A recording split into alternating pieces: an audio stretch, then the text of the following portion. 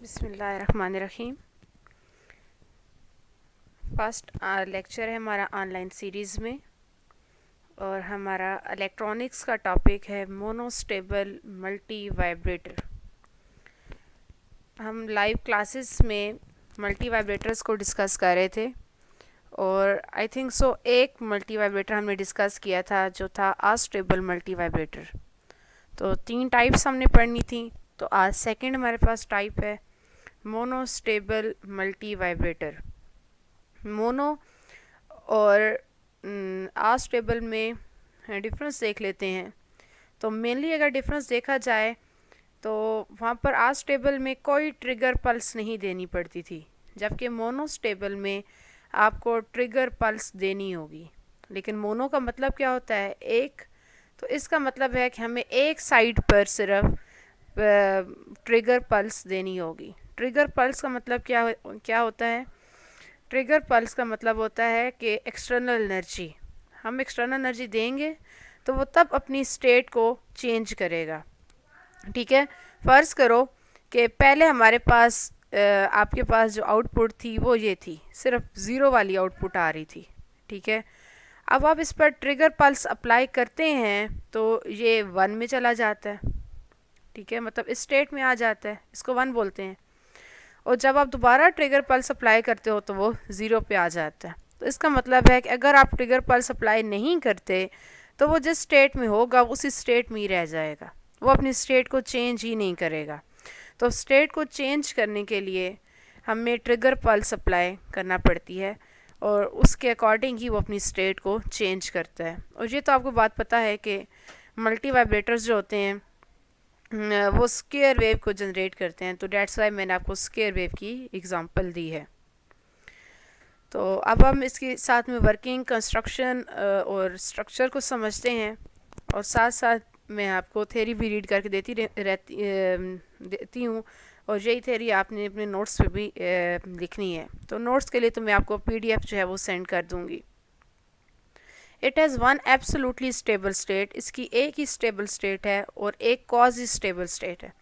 Quasi stable state मतलब temporary stable, कि जब आप ट्रिगर पल्स देंगे तो वो आर्जी तौर पर दूसरी स्टेट में जाएगा और जब तक उसके पास वो ट्रिगर की एनर्जी रहेगी तब तक वो उस स्टेट में रहेगा। जब एनर्जी ख़त्म हो जाएगी तो अपनी इनिशियल स्टेज पर वापस आ जाएगा। It can be switched to the quasi stable state by an external trigger pulse. ये बात क्लियर हो गई कि वो आर्जी तौर पर दूसरी स्टेट में कब रहेगा, स्विच कब करेगा दूसरी स्टेट में, जब तक आप उससे एक्सटर्नल ट्रिगर पल्स अप्लाई करेंगे। और जब एक्सटर्नल ट्रिगर पल्स की एनर्जी ख़त्म हो गई तो वो रिटर्न हो जाएगा अपनी स्टेबल कंडीशन में after a time delay determined by the value of the circuit component.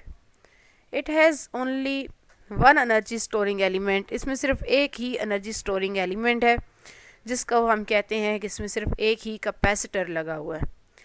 मतलब कैपेसिटर में एनर्जी स्टोर होगी और कैपेसिटर की जो एनर्जी होगी वो आगे यूटिलाइज होगी ट्रांजिस्टर को कंडक्शन में लाने के लिए। It is also called a single या शार्ट और सिंगल स्विंग और a one short multi vibrator. इसको सिंगल शार्ट, सिंगल स्विंग या वन शार्ट मल्टी वाइब्रेटर भी बोलते हैं। अब ये वर्क कैसे करता है या किस किस चीज़ पे कंसिस्ट होता है, ये वर्किंग डायग्राम में साथ साथ देखते हैं। तो ये हमारे पास मोनोस्टेबल मल्टी वाइब्रेटर।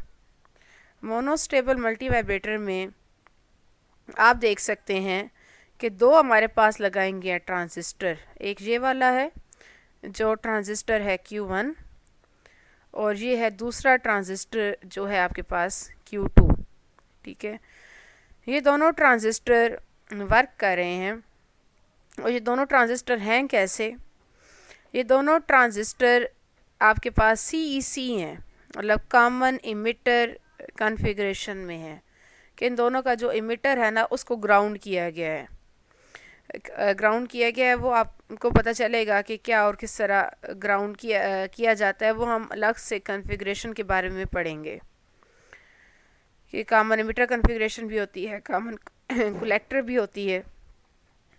यहाँ पर सिर्फ डायग्राम में एक मुझे मिस्टेक नज़र आ रही है, वो ये कि यहाँ पर जो इसका एरो है ना वो आउटसाइड होना चाहिए, क्योंकि हमने यूज़ किया है NPN, सॉरी PNP, मतलब एरो बाहर की तरफ होगा। चलें बाद में डिस्कस कर लेते हैं एरो को। NPN है ये, NPN होगा मतलब एरो बाहर निकल रहा होगा, तभी जो बेस होगी ना वो P टाइप की होगी। तो आपने डायग्राम में ना एरो जो है उसका बाहर की तरफ करना है जब आप PDF या अपने नोट्स जो हैं वो बनाएंगे। तो यहाँ पर अभी लिखने में, सॉरी डायग्राम बनाने में जो है वो मिस्टेक हुई है। साथ साथ पढ़ती हूँ आपकी थेरी लाइंस भी, ताकि वो भी आपको साथ में क्लियर होती जाएं। तो a typical monostable multi vibrator is shown in the figure में दिखाया गया। It has two transistor in CEC but the coupling circuit is different. जैसा कि हमने क्लास के अंदर भी डिस्कस किया था कि ये दोनों ट्रांजिस्टर होंगे Q1 और Q2, इनको दोनों को बोलेंगे कपलिंग ट्रांजिस्टर, लेकिन इन दोनों की जो वैल्यू होगी कंडक्शन की, आप कह सकते हो डोपिंग की, वो डिफरेंट होगी। मतलब ये नहीं हो सकता कि एट अ टाइम दोनों ट्रांजिस्टर जो है वो वर्क कर रहे हो। फॉर एग्जांपल अगर यहाँ से प्लस VCC अप्लाई करते हो तो एट अ टाइम कोई एक ट्रांजिस्टर ही कंडक्शन में आएगा, दूसरा ट्रांजिस्टर जो है वो कट ऑफ स्टेट में रहेगा। It has two transistors in CEC but the coupling circuit is different. The output of transistor Q1 provide feedback voltage to base Q2 is only through resistance R3। ये देखें Q1 की ये base है, base आगे किसके साथ connect है, resistance R3 के साथ, और रेजिस्टेंस R3 आगे Q2 के कलेक्टर के साथ, और कलेक्टर पे हमें क्या मिल रही है, आउटपुट। मोर ओवर, और अब ये देखें कि Q1 की जो बेस है, बेस पर एक तो लगाया गया कैपेसिटर C2 और यहाँ पर एक ट्रिगर पल्स मतलब एक्सटर्नल एनर्जी दी जाएगी जहाँ पर नाम दिया हुआ है इनपुट का, और दूसरा Q1 की बेस के साथ ही रेजिस्टेंस R5 लगाई गई और R5 के साथ ये नेगेटिव VBB कनेक्ट की गई है। मतलब ऊपर से उसे मिल रही है पॉजिटिव वोल्टेज, जो यहाँ से Q1 की बेस को कंटिन्यूसली नेगेटिव वोल्टेज मिल रही होगी। Moreover base of Q1 is kept at a small negative VBB, और जो बेस होगी Q1 की वो स्मॉल पोटेंशियल पर होगी क्योंकि उसके साथ कौन सी वोल्टेज एडजस्ट की गई है, -VBB। An external signal of positive voltage may also be given to the base of Q1 through a capacitor C2। External voltage उसको मिलेगी, लेकिन किस तरह मिलेगी, कैपेसिटर C2 के थ्रू मिलेगी, और इस इनपुट वोल्टेज को हम क्या बोलते हैं, ट्रिगर पल्स। अच्छा, यहाँ से ही हम ऐसा करते हैं कि सर्किट को समझते जाते हैं ताकि नेक्स्ट इसकी वर्किंग समझने के लिए हमारे लिए आसानी रहे। वर्किंग का पॉइंट है कि पहला इनिशियल कंडीशन है कि जब ट्रिगर पल्स जो है वो अप्लाई नहीं की गई, ट्रिगर पल्स अप्लाई नहीं की, अभी समझो कि हमने पहले VCC अप्लाई की है। जब आप प्लस VCC अप्लाई करेंगे तो करंट जाना शुरू हो जाएगा। इस कंडीशन में हम सपोज करते हैं कि जो हमारे पास ये वाला ट्रांजिस्टर Q2 है ये है कंडक्टिंग में, और जो Q1 है ये हमारे पास है कट ऑफ कंडीशन में। ये कट ऑफ कंडीशन में क्यों है, क्योंकि इस पर नेगेटिव वोल्टेज ने हलवा पाया हुआ है। आप कह सकते हो कि बेस Q1 की बेस के साथ नेगेटिव वोल्टेज अटैच है -VBB, तो -VBB अभी इस ट्रांजिस्टर पर ओवरकम हुई है और इसको कट ऑफ स्टेज में रखा हुआ है। ये कट ऑफ स्टेज में क्यों है उसको भी आप देख लो। तो आपके पास जो ट्रांजिस्टर है वो है NPN, मतलब बेस किस टाइप की है, P टाइप की है। अगर बेस P टाइप की है तो इसको फॉरवर्ड लाने के लिए तो P तो पॉजिटिव के साथ कनेक्ट होना चाहिए था, लेकिन यहाँ पर जो बेस P टाइप की है वो तो किसके साथ कनेक्ट है, -VBB के साथ। डेट्स वाई इनिशियल कंडीशन में जो Q1 होगा वो होगा कट ऑफ में, और जो Q2 होगा वो आप कह सकते हो सैचुरेशन में या ऑन कंडीशन में होगा। ठीक है, अब Q2 कंडक्शन में है और Q1 जो है वो कट ऑफ में है, मतलब करंट फ्लो हुआ Q2 ऑन सिचुएशन में और Q1 कट ऑफ में। इसका मतलब हुआ अगर ये कट ऑफ में है तो जो पॉइंट है ये A पॉइंट होगा और ये B पॉइंट होगा, तो A पॉइंट जो होगा वो हायर पोटेंशियल पर होगा, मतलब इधर आपके पास जो वोल्टेज होगी वो आपके पास ग्रेटर होगी। इस पॉइंट पे ग्रेटर वोल्टेज क्यों होगी? वोल्टेज का और करंट का भी एक रिलेशन चलता है।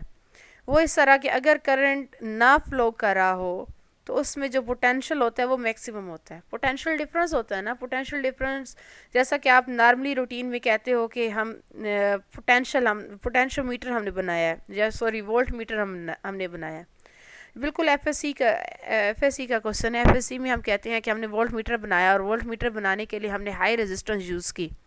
हाई रेजिस्टेंस यूज़ करने का क्या मतलब है कि हमने इतनी हाई रेजिस्टेंस यूज़ की, या हाई रेजिस्टेंस हमने इसलिए लगाई ताकि जो करंट आ रहा था सर्किट के अंदर वो पूरे का पूरा ब्लॉक हो जाए और हमें पोटेंशियल की वैल्यू मैक्सिमम मिल जाए। तो दूसरे लफ्ज़ों में हम क्या कंसेप्ट ले सकते हैं कि जब करंट फ्लो नहीं करता तो उस पॉइंट पर जो पोटेंशियल की वैल्यू होती है वो मैक्सिमम होती है, तो जब करंट फ्लो करेगा तो पोटेंशियल की वैल्यू होगी मिनिमम। ये दो चीज़ें याद रख लीजिएगा, फिर आपको सर्किट समझने के लिए आसानी रहेगी। अच्छा, अभी इस कंडीशन में Q1 क्या है, कट ऑफ पर तो ए पॉइंट का जो पोटेंशियल है वो ग्रेटर है। Q2 क्या है, कंडक्शन में है, कंडक्शन में मतलब करंट फ्लो कर रहा है, तो ये इसका कलेक्टर किस पॉइंट के साथ अटैच है, इस पॉइंट के साथ। और ये पॉइंट कौन सा है, बी पॉइंट। तो बी पॉइंट का जो पोटेंशियल होगा वो आपके पास होगा लेस। Dates clear. तो यही जो बी पॉइंट है, ये बी पॉइंट आगे कनेक्ट है इस Q1 की बेस के साथ। तो इसीलिए जो Q1 है वो कट ऑफ स्टेट में है। एक तो दो वजह से वो कट ऑफ में है। क्यों? एक तो आप रीज़न दे सकते हो कि बी पॉइंट के साथ इसकी बेस अटैच है और बी पॉइंट का जो पोटेंशियल है वो बहुत कम है।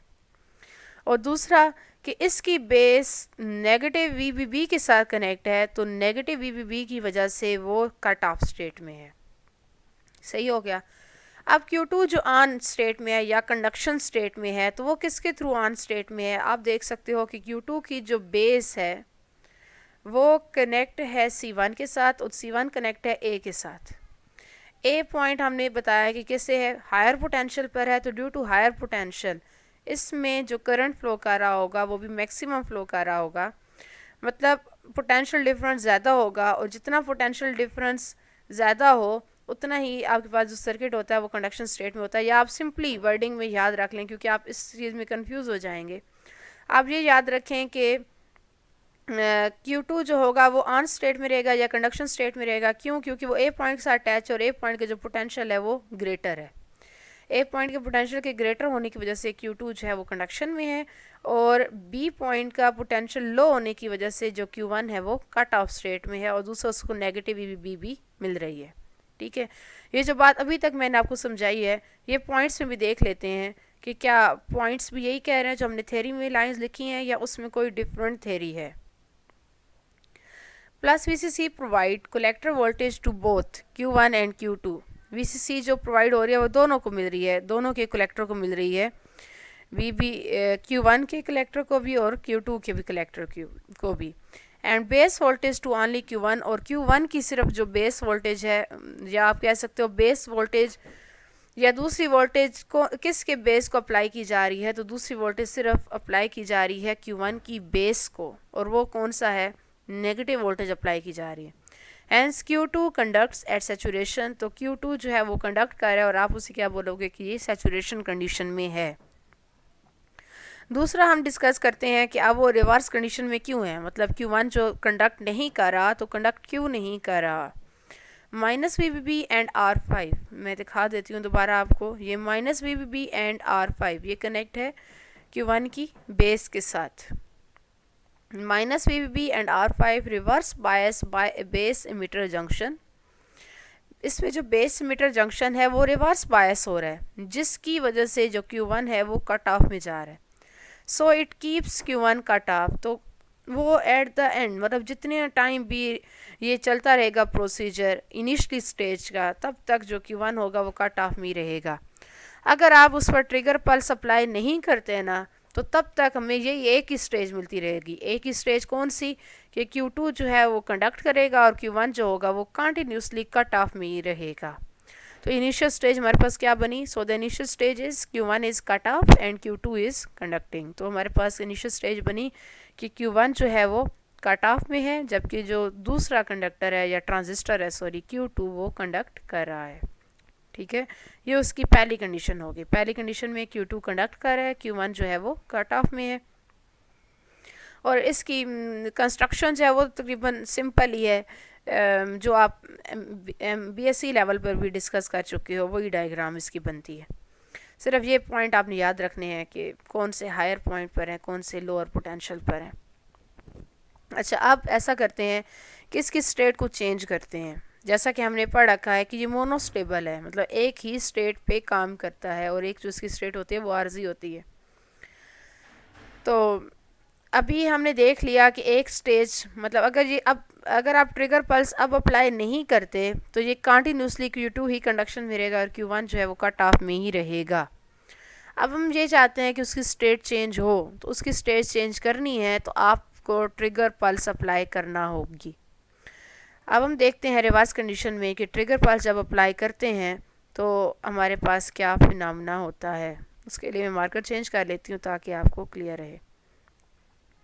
अच्छा, यहाँ से हमने बटन प्रेस करके छोड़ दिया, ये पल्स आगे की तरफ गई, ये पल्स आगे की तरफ गई। इस पल्स को स्टोर कर लिया कैपेसिटर C2 ने, और कैपेसिटर C2 अटैच है इस कैपेसिटर की बेस के साथ, सॉरी ट्रांजिस्टर की बेस के साथ। अब आपने जो एक्सटर्नल एनर्जी दी वो एक्सटर्नल एनर्जी इतनी होगी कि वो इस नेगेटिव वाली जो आपके पास माइनस VBB है उसको ओवरकम कर लेगी, मतलब उस पर गलबा पा लेगी। और ये वाली जो ट्रिगर पल्स की पोटेंशियल है वो हो जाएगा ज़्यादा, और ये जो ट्रांजिस्टर है ये आपके पास बेस एमिटर जंक्शन बन जाएगा फॉरवर्ड बायस में, और जो आपके पास Q1 है ये ऑन स्टेट में चला जाएगा। ठीक है, ये अब ऑन स्टेट में चला गया, मतलब ये कंडक्ट करने लग गया। कंडक्ट करने लग गया तो अब आपके पास जो ए पॉइंट है इसका जो पोटेंशियल होगा वो लेस हो जाएगा, इसका पोटेंशियल हो जाएगा लेस। और ए पॉइंट अब आपके पास C1 की होता हुआ आगे कनेक्ट है Q2 की बेस के साथ, और Q2 को अब या ट्रांजिस्टर 2 को अब हायर वोल्टेज नहीं मिल रही, मतलब लेस पोटेंशियल मिल रहा है, उसके लिए इतना नहीं है, या ये पोटेंशियल उसके लिए इनफ नहीं होगा कि वो सैचुरेशन में जाए या कंडक्शन में जाए। तो अब ये आपके पास हो जाएगा ऑफ स्टेट में। ऑफ स्टेट कह सकते हो, या नॉन कंडक्टिंग स्टेट कह सकते हो, या कट ऑफ स्टेट कह सकते हो। ठीक है, अब ये चला गया ऑफ स्टेट में। ये ऑफ स्टेट में जाता गया तो ये इसका कलेक्टर B पॉइंट के साथ अटैच था, तो B पॉइंट का जो पोटेंशियल है वो बढ़ गया। B पॉइंट का अगर पोटेंशियल बढ़ गया तो इस B पॉइंट को आगे हमने फिर किसके साथ अटैच किया, R3 के साथ, और R3 के साथ वो दोबारा किसके साथ अटैच है, Q1 की बेस के साथ। अब इधर से Q1 को हमने एनर्जी दी, ट्रिगर पल्स दिया, और वो एक ऑटोमेटिकली उसको हायर एनर्जी दी, वो कंडक्शन में चला गया। इधर से B पॉइंट भी हायर पोटेंशियल दे रहा है, तो ये दोनों के हायर पोटेंशियल देने की वजह से अब जो Q1 है वो हाईली कंडक्शन स्टेट में चला जाएगा, और इधर से जो Q2 होगा वो चला जाएगा ऑफ स्टेट में। ठीक है, अब जब तक ये पीक, मतलब मैक्सिमम एनर्जी इसको मिलती रहेगी, ये वैसे एक लम्हे के लिए होती है। ट्रिगर पल्स ये होता है कि एक मोमेंट के लिए आप जैसा बटन प्रेस करके छोड़ दिया जाए, बस उसको एनर्जी मिल गई। जब तक इसको ये एनर्जी मिलती रहेगी तब तक तो ये कंडक्शन स्टेट में रहेगा Q1, और जब इसकी एनर्जी ख़त्म हो जाएगी तो वाइस वैसा जैसा पहले ही थे उसी कंडीशन पर हो जाएंगे। और वो तो आपने एनर्जी एक मोमेंट के लिए दी थी, उसके बाद जितनी एनर्जी होगी तब तक ये कंडक्शन में रहेगा। जब कंडक्शन में नहीं होगा तो वापस उसी कंडीशन में, मतलब Q2 हो जाएगा ऑन स्टेट में और Q1 हो जाएगा ऑफ स्टेट में। ठीक है, अब ऐसा करते हैं कि हम साथ साथ थ्योरी पढ़ लेते हैं कि वो भी आपको मैं साथ समझा दूँ। A positive voltage of trigger pulse is sufficient amplitude to override the negative voltage of base of Q1. Therefore, it will make voltage of base of Q1 positive. Q1 की बेस हो जाएगी positive, and thus Q1 will start conducting. Q1 जो होगा वो conduction में आ जाएगा, और ये किस वजह से कंडक्शन में आया, ट्रिगर पल्स की वजह से। एंड विल अटेन सैचुरेशन सून, और अपनी मतलब ऑन स्टेट को जल्दी ही अटेन कर लेगा। अच्छा, अब क्या हुआ कि Q1 तो कंडक्शन में आ गया, लेकिन दूसरे ट्रांजिस्टर का भी देखना है, वो क्या चला जाएगा ऑफ स्टेट में। वो कैसे ऑफ स्टेट में जाता है उसको देखते हैं। As Q1 conducts in saturation, potential at A is zero, A पर जो पोटेंशियल हो गया वो कम हो गया, and hence at base of Q2 will become zero. तो अब Q2 की जो बेस कनेक्ट थी ना ए पॉइंट के साथ, अगेन दिखा देती हूँ, आप येलो लाइन को देखिएगा। ए पॉइंट कनेक्ट था Q2 की बेस के साथ, ये येलो लाइन शो हो रही है। ए जो पोटेंशियल है वो लेस हो गया, तो बी का जो बेस Q2 की जो बेस कनेक्ट थी ए पॉइंट के साथ, उसको भी लेस पोटेंशियल मिल रहा है। लेस पोटेंशियल मिल रहा है तो वो कट ऑफ स्टेट में चला जाएगा, और जो बी पॉइंट होगा will rise two plus VCC, और बी पॉइंट जो होगा उस पर पोटेंशियल प्लस VCC भी से भी ज़्यादा हो जाएगा। Hence, potential at base of Q1 will remain positive। तो Q1 की बेस का जो पोटेंशियल है वो पॉजिटिव रहेगा, एज लॉन्ग एज, कब तक, जब तक Q2 जो है वो कट ऑफ स्टेट में रहता है। और Q2 कट ऑफ स्टेट में कब तक रहेगा, जब तक Q1 कंडक्ट करता रहेगा। और Q1 कंडक्शन किस वजह से कर रहा है, ट्रिगर पल्स की वजह से, मतलब एक्सटर्नल एनर्जी की वजह से। जब तक उसे एक्सटर्नल एनर्जी मिलती रहेगी तब तक जो Q1 है वो कंडक्ट करता रहेगा। During this time Q1 will keep conducting, तो Q1 जो है वो कंडक्ट करता रहेगा। अच्छा, अब वापस अपने इनिशियल स्टेज को उसने अटेन तो करना है, और मैंने आपको क्लास में बताया था कि जब तक उसकी इनिशियल स्टेज शुरू नहीं हो जाती तब तक आप उसके साइकिल लिखने को ख़त्म नहीं करेंगे। मतलब आपने थ्योरी में जो साइकिल लिखना है वो उतना ही लिखना है जब उसकी इनिशियल स्टेज दोबारा अटेन हो जाए। अच्छा, अब पहले जो था ए पोटेंशियल, ए जो पॉइंट था वो ज़ीरो पोटेंशियल पे था। ए अगर ज़ीरो पोटेंशियल पर है तो ए को दोबारा हाई होना पड़ेगा, तब ही वो दोबारा Q2 को ऑन कर सकता है, क्योंकि ए पॉइंट किसके साथ अटैच है, Q2 की बेस के साथ। अब ए पॉइंट आगे कनेक्ट है C1 के साथ, तो कैपेसिटर जो C1 है वो चार्ज होना शुरू हो जाएगा। कैपेसिटर C1 चार्ज किसके थ्रू होगा, इस रेजिस्टेंस R2 के थ्रू। R2 के थ्रू कैपेसिटर C1 चार्ज होना शुरू हो जाएगा, और ये अपनी एनर्जी सप्लाई करेगा Q2 की बेस को, और Q2 जो है वो सैचुरेशन में चला जाएगा, और ये आपके पास चला जाएगा कट ऑफ में। क्यों, क्योंकि जो बी पॉइंट है वो अब चला जाएगा लोअर पोटेंशियल पे, और इधर से उसके पास एनर्जी भी ख़त्म हो गई होगी, क्योंकि वो तो मोमेंटरली एनर्जी होती है, एक मोमेंट के लिए एनर्जी दी जाती है, जो कैपेसिटर, जो इस वाले कैपेसिटर ने स्टोर करके आगे Q1 की बेस को सप्लाई की होगी। अब ये भी डिस्चार्ज हो गया, उसके पास भी एनर्जी नहीं रही। इधर से Q1 की जो बेस है वो भी बी पॉइंट के साथ अटैच है, बी पॉइंट भी लोअर पे भी चला गया, तो दोनों तरफ से उससे लोअर पोटेंशियल मिल रहा है, तो अब Q1 कट ऑफ में चला जाएगा, और ए पॉइंट की हायर पोटेंशियल होने की वजह से जो Q2 होगा वो ऑन स्टेट में या कंडक्टिंग स्टेट में आ जाएगा। Since potential A is 0, capacitor C1 will begin to charge through R2, so potential at base of Q2 will begin to rise. As soon as potential at base of Q2 attains required minimum value, Q2 begins to conduct and potential at B falls to 0. As a result, potential at base of Q1 becomes negative and it goes to cut off state. वही बात करें जो मैंने आपको भी बताया कि Q2 तो अब हो गया हायर पोटेंशियल, Q2 तो हो गया कंडक्शन स्टेट में, लेकिन जो पॉइंट बी था वो फॉल कर गया ज़ीरो की तरफ, या पॉइंट बी पर जो पोटेंशियल की वैल्यू है वो हो गई कम। तो इसका मतलब क्या हुआ कि अब Q1 का जो आपके पास Q1 की जो बेस है उसको मिलेगा लोअर पोटेंशियल।